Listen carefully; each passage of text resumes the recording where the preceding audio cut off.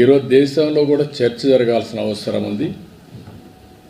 అభివృద్ధి చేయాలి, సంక్షేమ కార్యక్రమాలు ఇవ్వాలి, సుపరిపాలన మన మీద దోచుకోవడం కాకుండా ప్రజల్ని ఎంపవర్ చేసే విధానానికి శ్రీకారం చుట్టాల్సిన అవసరం ఉంది. ఇవన్నీ కూడా చర్చ చేయాలని కూడా చెప్తూనే నిన్న అన్ని కూడా నేను ఎక్స్ప్లెయిన్ చేశాను ఢిల్లీ ఓటర్స్కి. కాబట్టి ఆంధ్రప్రదేశ్ గురించి ఎప్పటికప్పుడు టచ్లో ఉన్నాం. ఇప్పుడు వాళ్ళు ఇచ్చిన బడ్జెట్లో మనం చూస్తే కాస్తో కోస్తో ఆ డైరెక్షన్లో ప్రిపేర్డ్గా ఉండే రాష్ట్రం ఆంధ్రప్రదేశ్ రాష్ట్రం.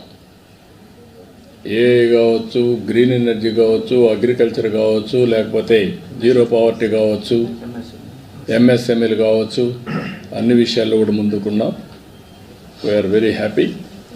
కాబట్టి కొంతమంది అర్థం కాని వాళ్ళందరూ ప్రతి ఒక్కసారి ఏమొచ్చింది పేరు చెప్పారా లేదా, పేరు చెప్పక్కర్లేదు.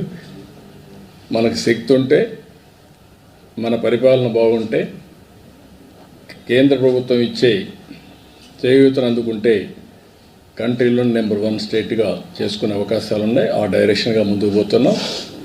అందుకే మొన్న కూడా మీరు చూస్తే 12.94% గ్రోత్ రేట్ వచ్చింది ఈ ఇయర్. నెక్స్ట్ ఇయర్ నుంచి 15% రావాలని ఒక ఎయిమ్ పెట్టుకున్నాం. దానికి ఇవన్నీ దోహదం చేస్తాయని ఆశిస్తున్నా. ఆ డైరెక్షన్లో పనిచేస్తాం.